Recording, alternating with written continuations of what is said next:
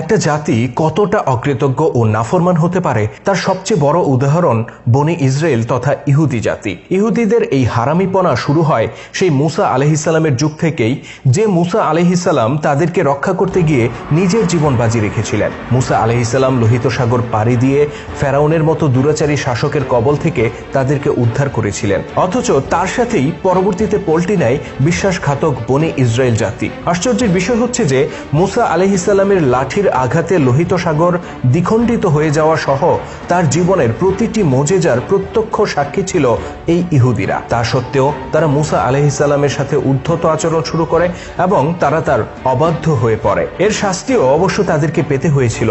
ফেরাউন যেমন লোহিত সাগরে ডুবে মরেছিল, তেমনি ইহুদিদের অধিকাংশ মানুষই ধ্বংস হয়ে গিয়েছিল মুসা আলাইহিসসালাম ও আল্লাহর অবাধ্য হওয়ার কারণে। মুসা আলাইহিসসালামের সাথে ইহুদি জাতির এই অবাধ্যতা ও তার পরিণতি সম্পর্কে বিস্তারিত তুলে ধরব আমাদের আজকের ভিডিওতে। আশা করছি শেষ পর্যন্ত থাকবেন আমাদের সাথেই। শত শত বছর ধরে ফেরাউনের নির্যাতনে ইহুদিদের অবস্থা যখন শোচনীয়, তখন তারা দিনরাত প্রার্থনা করত যেন তাদের কাছে একজন নবী আসেন যিনি তাদেরকে উদ্ধার করবেন। তাদের এই প্রার্থনার বদৌলতে আল্লাহ তাআলা শেষ পর্যন্ত নবী মুসা আলাইহিসসালামকে পাঠান। মুসা আলাইহিসসালাম কিভাবে জীবনের ঝুঁকি নিয়ে ইহুদি জাতিকে উদ্ধার করেন এবং ফেরাউনকে ধ্বংস করেন সে ব্যাপারে আমরা বিস্তারিত আলোচনা করেছি আমাদের পূর্ববর্তী ভিডিওগুলোতে। কিন্তু দেখা গেল বনি ইসরায়েলিরা ফেরাউনের দাসত্ব থেকে মুক্ত হওয়ার পরপরই মুসা আলাইহিসসালামের সাথে অবাধ্যতা দেখাতে শুরু করে।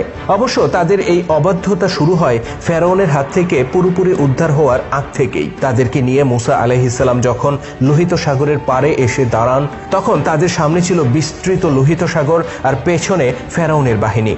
অবস্থা বেগতিক দেখে এ সময় ইহুদিরা মুসা আলাইহিসসালামকে দোষারোপ করতে শুরু করে। তারা বলে, হে মুসা, ফেরাউন আমাদের উপর অত্যাচার করত, এটা ঠিক, কিন্তু এত নির্যাতনের মাঝেও অন্তত প্রাণটা তো বেঁচে ছিল।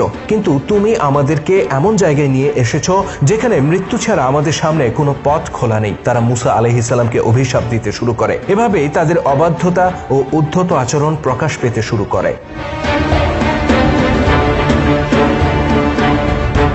তবে সেই যাত্রায় আল্লাহ তাআলা ইহুদিদেরকে রক্ষা করেন। তার নির্দেশে লোহিত সাগর দুই ভাগে ভাগ হয়ে যায় এবং বনি ইসরায়েলিদেরকে নিয়ে মুসা আলাইহিসসালাম সাগর পাড়ি দেন। আর তাদের পিছু ধাওয়া করতে গিয়ে ফেরাউন তার বাহিনী সহ ধ্বংস হয়ে যায়। ফেরাউনের হাত থেকে ইহুদিদেরকে উদ্ধার করতে গিয়ে কি কি অলৌকিক ঘটনা ঘটে তার প্রত্যক্ষদর্শী এই বনি ইসরায়েল তথা ইহুদি জাতি। তাদের উচিত ছিল মুসা আলাইহিসসালামের প্রতি কৃতজ্ঞ থাকা এবং তার প্রতিটি আদেশ অক্ষরে অক্ষরে পালন করা। কিন্তু আশ্চর্যের বিষয়, এরকম বহু অলৌকিক ঘটনা প্রত্যক্ষ করার পরেও তারা অবিবেচক থেকে যায় এবং পদে পদে মুসা আলাইহিসসালামের বিরোধিতা করতে থাকে। মুসা আলাইহিসসালামের সাথে ইহুদিরা দ্বিতীয়বারের মতো বেঈমানি করে লোহিত সাগর পার হওয়ার কয়েকদিন পর। ফেরাউনের কবল থেকে মুক্ত হয়ে মুসা আলাইহিসসালাম তার কওমের লোকজনকে বড় ভাই হারুন আলাইহিসসালামের তত্ত্বাবধানে রেখে তুর পাহাড়ে চলে যান আল্লাহর পক্ষ থেকে আসমানি কিতাব নিয়ে আসার জন্য। মাত্র 40 দিন তিনি সেখানে অবস্থান করেছিলেন, কিন্তু সেখান থেকে ফিরে দেখেন তার সম্প্রদায়ের লোকেরা নিজেদের হাতে মূর্তি তৈরি করে তার পূজা করতে শুরু করেছে। এই 40 দিন তারা হারুন আলাইহিসসালামের জীবনকে অতিষ্ঠ করে তোলে। মুসা কোথায় গিয়েছে, কেন গিয়েছে, এখনো কেন ফিরছে না, কবে আসবে, কেন সে আমাদেরকে এভাবে ফেলে রেখে চলে গেল, এরকম হাজারটা প্রশ্ন বানে তারা হারুন আলাইহিসসালামকে জর্জরিত করে ফেলে। তারা হারুন আলাইহিসসালাম এর শত বারণ শত নিষেধ উপেক্ষা করে মূর্তি পূজা শুরু করে দেয়। একই সাথে চলতে থাকে মদ্যপান, অবাধ মেলামেশা আর ব্যভিচারের মতো অপরাধ। লক্ষ্য করার বিষয় হচ্ছে 40 বছর নয়, 40 মাস নয়, এমনকি 40 সপ্তাহ নয়, মাত্র 40টি দিন মুসা আলাইহিসসালাম তাদের সাথে ছিলেন না। এরই মধ্যে তারা মূর্তি পূজা শুরু করে দেয়, অথচ তাদের চোখের সামনে তখনও আল্লাহর নির্দেশে লোহিত সাগর দুই ভাগে বিভক্ত হয়ে যাওয়ার স্মৃতি জ্বলজ্বল করছে। একটা জাতি কত বড় নির্বোধ হলে এরকম করতে পারে তা আমাদের বোধগম্য নয়। হযরত মুসা আলাইহিসসালাম যখন তুর পাহাড় থেকে ফিরে আসেন, তিনি অবাক বিস্ময়ে ইহুদিদের অধঃপতন প্রত্যক্ষ করেন। অতঃপর আল্লাহ তাআলা ইহুদিদের মধ্যে যারা খুব বেশি নাফরমানি করেছিল তাদের উপর গজব নাজিল করেন এবং বাকিদেরকে ক্ষমা করে দেন। ক্ষমাপ্রাপ্ত ইহুদিরা মুসা আলাইহিস সালামের নেতৃত্বে নতুন কোনো ভূখণ্ডের সন্ধানে বের হয়। তবে তাদের রক্ত থেকে মুছে যায়নি নাফরমানি। সেটা বোঝা যায় কিছুদিন পরেই, যখন আল্লাহ তাআলার পক্ষ থেকে নির্দেশ আসে আল্লাহর উদ্দেশ্যে একটি গরু কুরবানি করতে হবে। ইহুদিরা তাদের পূর্বপুরুষ ইব্রাহিম আলাইহিস সালাম কর্তৃক নিজের সন্তানকে কোরবানি করার ইতিহাস ভালো করেই জানত। তথাপি তারা গরু কুরবানি না করার জন্য নানা অজুহাত বের করতে থাকে। গরুর রং কি হবে, তার স্বাস্থ্য কেমন হবে, এটা কেমন হবে, ওটা কেমন হবে, এরকম হাজারটা প্রশ্ন তুলতে থাকে। শেষ পর্যন্ত নিজেদের অনিচ্ছা সত্ত্বেও তারা একটি গরু কুরবানি করে। যে আল্লাহ গোটা ইহুদি জাতিকে তাদের শত শত বছরের দাসত্ব থেকে উদ্ধার করে নিয়ে এসেছেন, সেই আল্লাহর আদেশে একটি মাত্র গরু কুরবানি করতে এত গরিমসি করা কেবল ইহুদি জাতির পক্ষেই সম্ভব।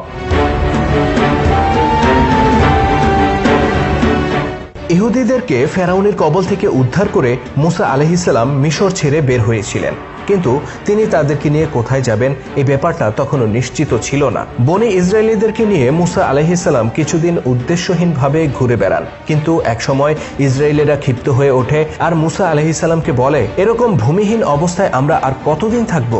এর চেয়ে তো মিশরেই আমরা ভালো ছিলাম। গোলাম ছিলাম তা ঠিক, কিন্তু পেটে তো অন্তত দুমুঠো খাবার পড়তো, রাতে ঘুমানোর জন্য অন্তত একটু আশ্রয় পেতাম। তুমি আর তোমার আল্লাহ তো আমাদেরকে সেটাও দিতে পারছো না। অতঃপর তাদের এরকম আচরণ দেখার পর আল্লাহর পক্ষ থেকে নির্দেশ এলো, তোমরা ফিলিস্তিনে প্রবেশ করো। ইহুদিরা তখন বলল, সেখানে তো অনেক শক্তিশালী কয়েকটি গোত্র বসবাস করে, তারা আমাদেরকে সেখানে ঢুকতে দেবে না। আল্লাহ পাক নির্দেশ দেন, তোমরা তাদের সাথে যুদ্ধ করো, তারা যতই শক্তিশালী হোক আমি তোমাদেরকেই বিজয়ী করব। অকৃতজ্ঞ ইহুদিরা তখন বলে, হে মুসা, তুমি আর তোমার আল্লাহ গিয়ে সেখানে যুদ্ধ করো, আমরা এখানেই বসে থাকব। আগে তোমরা যুদ্ধ করে শহর খালি করো, তারপর আমরা সেখানে প্রবেশ করব। বনি ইসরায়েলীদের এরকম নাফরমানিমূলক কথা ও অধ্যত্বের কারণে আল্লাহ তাআলা তাদের উপর 40 বছরের জন্য অভিশাপ নাজিল করেন। তিনি জানিয়ে দেন, আগামী 40 বছর তোমরা পৃথিবীর কোনো জায়গায় কোনো আশ্রয় পাবে না। এই অবস্থায় শুধুমাত্র ভাই হারুন তথা নিজের পরিবার এবং ইউশা ও কাবুত নামে দুজন ইমানদার শিষ্য মুসা আলাইহিস সালামের সাথে থেকে যান। বাকি গোটা ইহুদি জাতিটাই মুসা আলাইহিস সালামকে ত্যাগ করে।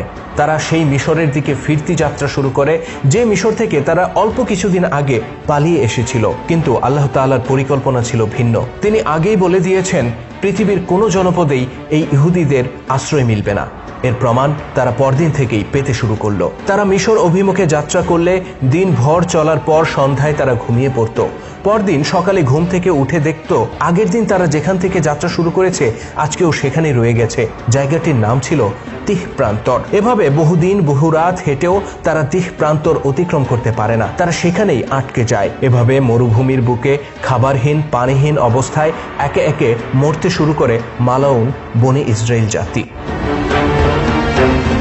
কিছুদিন পর হযরত মুসা আলাইহিস সালাম নিজ সম্প্রদায়ের লোকদের খবর নিতে এসে দেখেন তাদের এই দুরবস্থা। তিনি তাদের জন্য আল্লাহ তাআলার কাছে প্রার্থনা করেন, কিন্তু আল্লাহ পাক তার দোয়া কবুল করেন না। তিনি সাফ সাফ বলে দেন, হে মুসা, ভবিষ্যতে তোমার এই সম্প্রদায়ের জন্য আমার কাছে কোনো সুপারিশ করবে না। ফলে সেই বিরান ময়দানে ক্ষুধা তৃষ্ণায় মৃত্যুমুখে পতিত হয় বনি ইসরায়েল জাতি। নিজ সম্প্রদায়ের উপর আল্লাহ পাকের এই শাস্তি দেখে মুসা আলাইহিস সালাম সহ্য করতে পারেন না। তিনি আল্লাহর কাছে তাদের ক্ষমার জন্য আবারও করুণভাবে প্রার্থনা করতে থাকেন, কিন্তু আল্লাহ তাআলার সিদ্ধান্ত ছিল 40 বছর ইহুদিরা এখানেই সাজা ভোগ করবে। তবে মুসা আলাইহিস সালামের দোয়ার বদৌলতে সেই বিরান ভূমিতে তিনি ইহুদিদের জন্য খাবার ও পানির ব্যবস্থা করে দেন। আল্লাহর নির্দেশে মান্না ও সালোয়ার নামে 2 ধরনের খাবার পাঠানো হতো বনি ইসরায়েলীদের জন্য।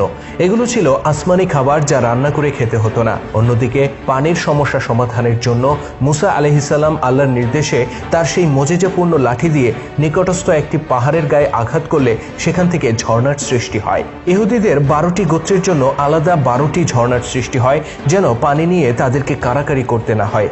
আর এভাবে বারবার আল্লাহর নাফরমানি করা সত্ত্বেও আল্লাহ তাআলা তার নবীর দোয়ার বদৌলতে বনি ইসরায়েলীদের জন্য খাবার ও পানির ব্যবস্থা করে দেন।